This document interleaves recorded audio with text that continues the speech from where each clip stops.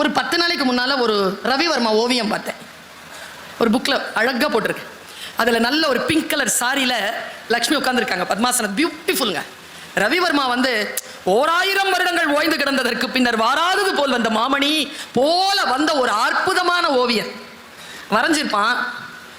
பேரழகா இருப்பாங்க லக்ஷ்மி. அவங்க கை அந்த அந்த அந்த அந்த கை வச்சிட்டு இருப்பாங்கல்ல. அப்புறமா லக்ஷ்மி காடஸ், லக்ஷ்மி இறைவியினுடைய அந்த படங்களை பார்த்துருக்கேன். அவங்க ஒரு தங்க குடம் வச்சுருப்பாங்க, பார்த்துருக்கீங்களா? ரெடியாக இருக்கும் நமக்கு கொடுக்கறதுக்கு. பிரார்த்தனை பண்ணுறது தான், டக்குன்னு கொடுத்துருவாங்க. இது எப்படி தெரியுமா வாங்கினாங்க? அவங்க விஷ்ணுவனுடைய கால் பிடித்து 12 காலமாக செய்த ஊழியத்தின் பலனாக விஷ்ணு அவர்களிடம் கேட்டார்களாம், எனக்கு ஒரு வரம் தாருங்களேன், என் பக்தர்களுக்கு நான் ஏதேனும் தர வேண்டும். உடனே மகிழ்ந்த விஷ்ணு சொன்னாராம், உன்னிடத்தில் யார் கேட்டாலும் அவர்கள் வாழ்க்கை நிறைவாக இருக்கும்படியாக செல்வத்தை தரக்கூடிய ஒரு வரத்தை உனக்கு தந்தேன் என்று சொன்னாராம். லக்ஷ்மி கிட்ட எது கேட்டாலும் காசு கிடைக்கும். கொடுத்த உடனே நம்மளை பத்தி தெரியும்ல விஷ்ணுவுக்கு, அவர் ஒரு முடிவு பண்ணாரு, காசு எங்க இருக்குதோ அங்கதானே போவாங்க.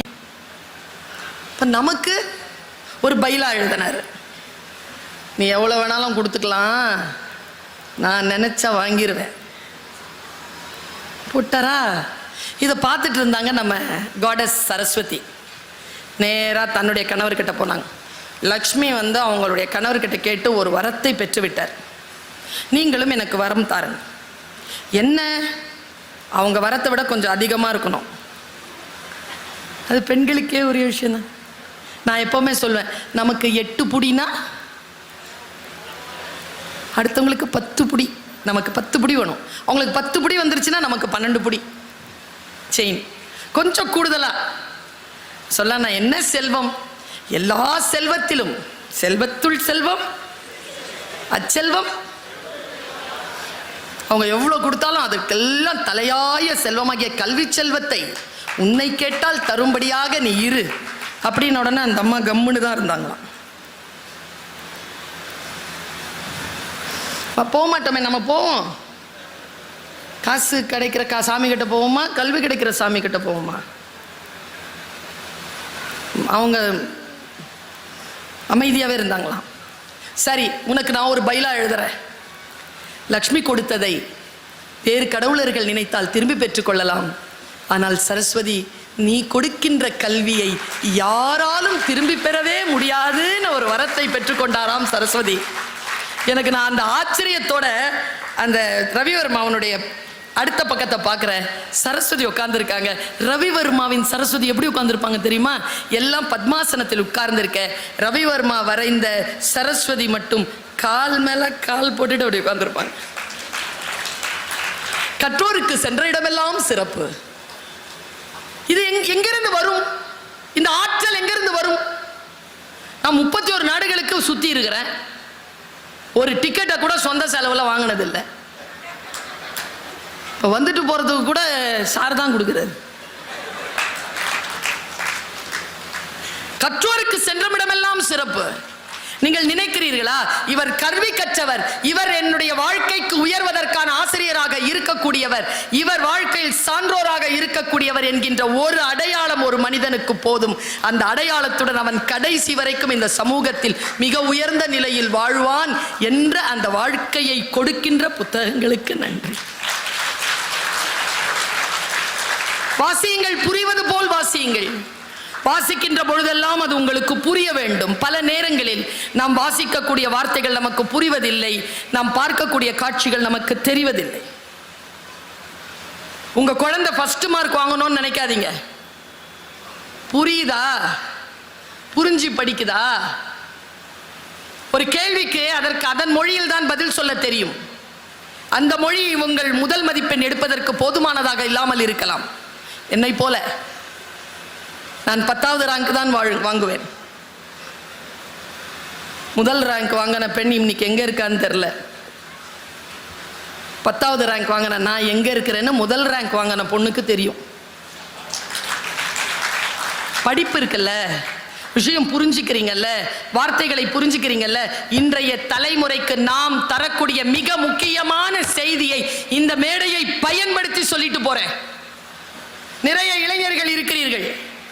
சென்னையிலிருந்து நான் 2:30 மணிக்கு விமானம், எனக்கு 1:30 மணிக்கு நான் விமான நிலையத்திற்கு வருகிறேன். வீட்டிலிருந்து 12:20க்கு கிளம்பினேன்.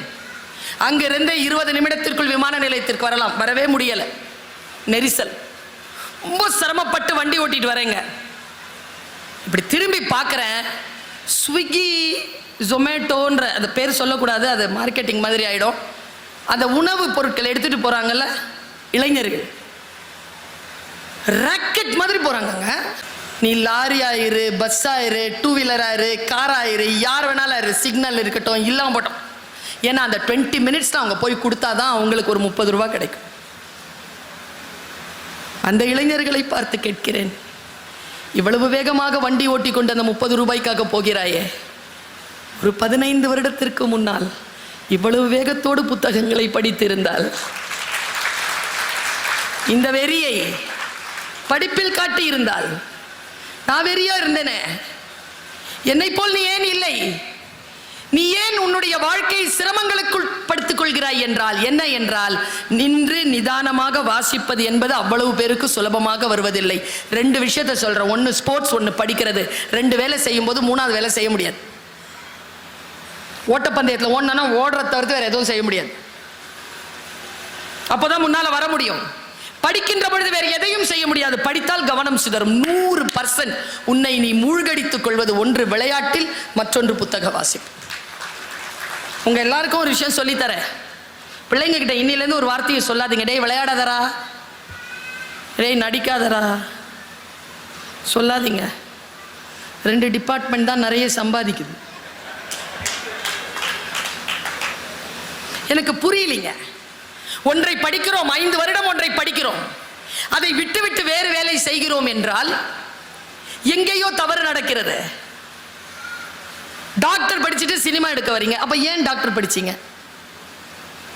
ஐஐடி தானே படிக்கிறீங்க, வாங்கல சயின்டிஸ்டா, எதுக்கு ஐஏஎஸ் ஆபீசரா போறீங்க? இன்ஜினியரிங் தானே படிச்சீங்க, போய் இன்ஜினியரிங் வேலை பாருங்க. ஏன் டீச்சரா வரீங்க?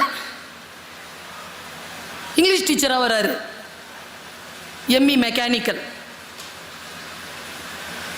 கல்வி கற்க வேண்டும் என்றால் எந்தெந்த புத்தகங்களை எப்பொழுது கற்க வேண்டும், அந்த புத்தகம் உங்களை என்ன செய்யும் என்கின்ற தெளிவு, ஒரு மனக்குழப்பம் இல்லாத வாழ்க்கையை நேர்மையாக வாழ்வதற்கான புத்தகங்களை என்னுடைய அன்பிற்குரியவர்களே தேடி படித்துக் கொள்ளுங்கள். யாரும் அறிவுரை சொல்வதற்கு அவசியம் இல்லை.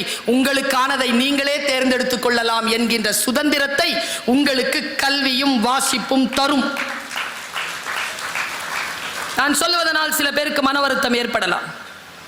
ஆசை என்றால் குற்றம், இரிதல் என்றால் களைதல். குற்றங்களை களைபவர்கள் நாங்கள்.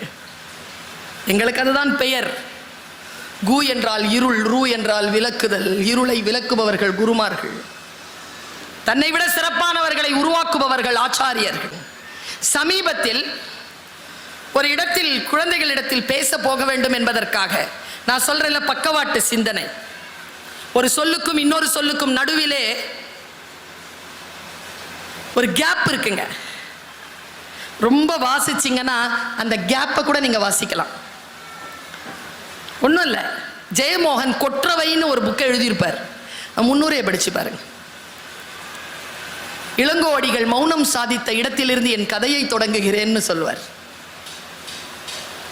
சில மௌனங்கள், சில எழுத்தாளர்களின் மௌனங்கள் வேறு ஒரு தலைமுறையில் ஒரு எழுத்தாளனுக்கு எழுதுபொருளாகிறது என்றால் நினைத்து பாருங்கள். புத்தகங்களில் இடையில் இருக்கக்கூடிய மௌனங்கள் கூட இளையராஜாவின் இசையை போல. சில இடத்துல இசையே இருக்காது, சைலண்டா இருக்கும். அதை விட அந்த சிச்சுவேஷனை வேற யாராலையும் சொல்லிட முடியாது. எனக்கு ரொம்ப பிடித்தமான நிறைய நடிகர்கள் இருக்கிறார்கள். ஹிந்தியில் நான் நிறைய பார்ப்பேன். ஏன்னா சின்ன வயசுலேருந்து உருது தெரியுங்கிறதுனால இந்த நவாசுதீன் சித்திகி, இம்ரான் கான், மனோஜ் வாஜ்பாய் இவங்களுடைய இதெல்லாம் பார்ப்பேன். பார்த்து கொண்டே இருக்கின்ற பொழுது திடீர்னு ஒரு படம் வந்தது. இந்த பக்கவாட்டு சிந்தனைங்கிறோம்ல, அனலிட்டிக்கல் அண்ட் கிரிட்டிக்கல் திங்கிங் இருக்குல்ல, இன்றைக்கு நாம் எட்ட வேண்டிய உயரங்களுக்கு எட்டாமல் இருப்பதற்கு காரணம் நம்மிடத்தில் கிரிட்டிக்கல் திங்கிங் குறைந்திருக்கு. ரொம்ப வேகமா விஷயங்களை பார்த்துக்கிட்டே இருந்தீங்கன்னா வேலை செய்யாதுங்க. நான் ஆசிரியை, நான் இப்படி சொல்லுகிறேன். காட்சிகளை வேகமாக பார்த்து கொண்டிருக்கக்கூடிய மனதிற்கு நின்று நிதானமாக வாசிக்க முடியாது, வராது. என்கிட்ட கேட்பாங்க, நீங்க எப்போல்லாம் படிச்சதெல்லாம் உங்களுக்கு ஞாபகம் வருதே எப்படி? நான் சொல்லட்டுமா? இந்த உலகத்திலே இருக்கக்கூடிய பெரிய சாபம் எது, பெரிய வரம் எது என்று சொல்லட்டுமா? பெரிய சாபம் உன் உயிர் காக்கும் நேரம் வருகின்ற பொழுது நீ கற்றது மறந்து போகும் என்று கர்ணனுக்கு கிடைத்த சாபம். உலகத்திலே அதி அற்புதமான சாபம் என்ன தெரியும், வரம் என்ன தெரியுமா? எந்த நேரத்தில் தேவைப்படுகிறதோ நீ உன் குழந்தை பருவத்தில் பார்த்த காட்சிகள் கூட உனக்கு வந்து கைப்பிடித்து உன்னை தூக்கிவிடும். நான் அதனால் தான் சொல்லுவேன், பெற்றோர்களே, ஆசிரியர்களே, நீங்கள் உங்களுடைய பிள்ளைகளுக்கு நல்ல விஷயங்களை இரவு நேரத்தில் உட்கார்ந்து பேசுகின்ற பொழுது, ஒரு பிரார்த்தனை செய்கின்ற பொழுது, ஒரு புத்தகத்தின் ஒரு பகுதியை எடுத்து வாசிச்சு பாருங்களேன். அதில் ஒரு வார்த்தை உங்க 15 வயசு பையன் கேட்க மாட்டான். நாம கேட்டோமா? அவன் கேட்கறதுக்கு அவனும் கேட்க மாட்டான். ஆனா ஒன்று சொல்றேன், சொல்லிக்கொண்டே இருந்தால் என்ன நடக்கும் தெரியுமா? வாழ்க்கை அவர்களுக்கு முன்னால் சவால்களை எடுத்து வீசுகின்ற பொழுது சிறிய வயதில் அவர்கள் கேட்ட அந்த அறம் அங்கே அவர்கள் ஜெயிப்பதற்கு அவர்களுக்கு உதவியாக இருக்கும். அதனால் நல்ல விஷயங்களை சொல்லிக்கொண்டே, ஆசிரியர்களை சொல்லிக்கொண்டே இருக்கிறோம். பாடங்கள், புத்தகங்கள் அதை சொல்லிக்கொண்டே இருக்கின்றன. பாருங்க, நான் ஒரு படம் பார்க்கிறேன். இந்த மாதிரி ஒரு குழந்தை நம்ம வீட்டில் இருக்கணும்னு நான் நினைச்சேன். நம்ம எல்லாரும் அப்படிதான் இருக்கணும், ஃபயர் மாதிரி இருக்கணும். ஏய், எவ்வளவு நல்ல பொண்ணு தெரியுமா? அது பக்கத்தில் உட்காந்துட்டு இருக்கிறது. ஏன் பையன் சொல்றான், ஏன்னா நான் எதை சொன்னாலும் நீ நம்புற அப்படிங்குது. உருப்படுமா? நீ நல்ல பொண்ணுன்னு சொல்றதே அவன் ஸ்டேட்மெண்ட்ல அழிச்சிட்டான். அவன் சொன்னதுல அவன் அழிச்சிட்டான். வித்தியாசமா பேசுறாங்க. ஷார்ப்பா இப்போ ஆகும். நாம ஒருத்த ஒரு விஷயத்த சொல்றானா, நீ வெளிப்படாத, புரிஞ்சுக்கோங்கிற. உடனடியா வெளிப்பட அவசியம் இல்லை. ஓ இதுதானா, புரிந்துகொள். புரிஞ்சுக்கிறதுக்கு ஒரு தன்மை இருக்க வேண்டாமா? வெள்ளையா இருக்கிறவன் பொய் சொல்ல மாட்டான். இங்கிலீஷ்ல பேசுறவெல்லாம் புத்திசாலி. யார் சொன்னது? யாருங்க சொன்னது? நான் சொன்னேன், இனிமேல் கர்ம வீரர் காமராஜரை யாரும் கருப்பு காந்தி என்று சொல்லவே கூடாது. அவர் தென்னாட்டின் காந்தி. கருப்பு என்பது என் தேசிய நிறம், அது என்னுடைய சுயமரியாதைக்குரிய இடம்.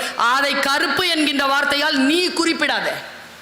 அவரை படிக்காத மேதை என்று சொல்லாத. யார் படிக்காத மேதை? நாம் எல்லோரும் படிக்க வேண்டும் என்றால் என்ன செய்ய வேண்டும் என்று படித்த மேதை அவர்.